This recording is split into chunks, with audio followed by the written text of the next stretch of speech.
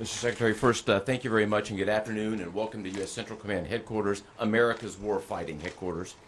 It's great to be here alongside the Secretary and representing the more than 50,000 men and women in uniform currently executing Operation Epic Fury. So, Mr. Secretary, first, thank you very much for your leadership and support and the very clear vision and objectives that you've given us to allow us to use overwhelming force against the Iranian terrorist regime. And thanks to all of you for attending today, and welcome to Tampa. We are now starting our 6th day of a historic mission to eliminate Iran's ability to threaten Americans.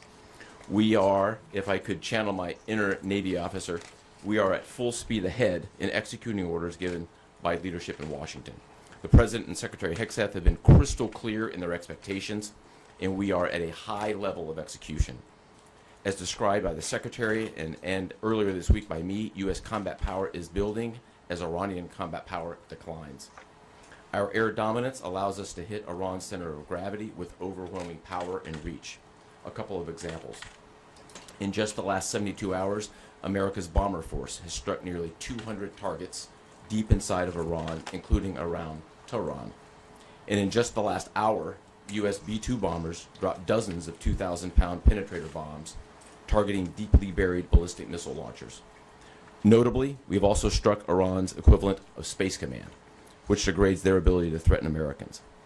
Then, if I just look back over the last 24 hours of the operation compared to where we were at its start, ballistic missile attacks have decreased by 90% since day one.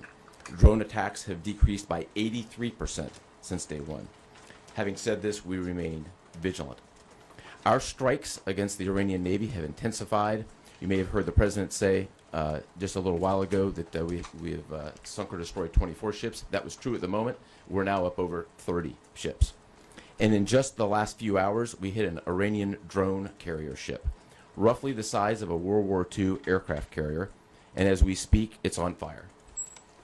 The President gave us another task, to raise or level Iran's ballistic missile industrial base. So we're not just hitting what they have, we're destroying their ability to rebuild. And so as we transition to the next phase of this operation, we will systemically dismantle Iran's missile production capability for the future, and that's absolutely in progress. This is going to take some time, but our forces are well supplied, as the Secretary said, and we are absolutely ready to prosecute this mission decisively. Our combined joint forces have relentlessly destroyed Iran's air defenses over the past few days, and they've continued hunting for more systems to kill.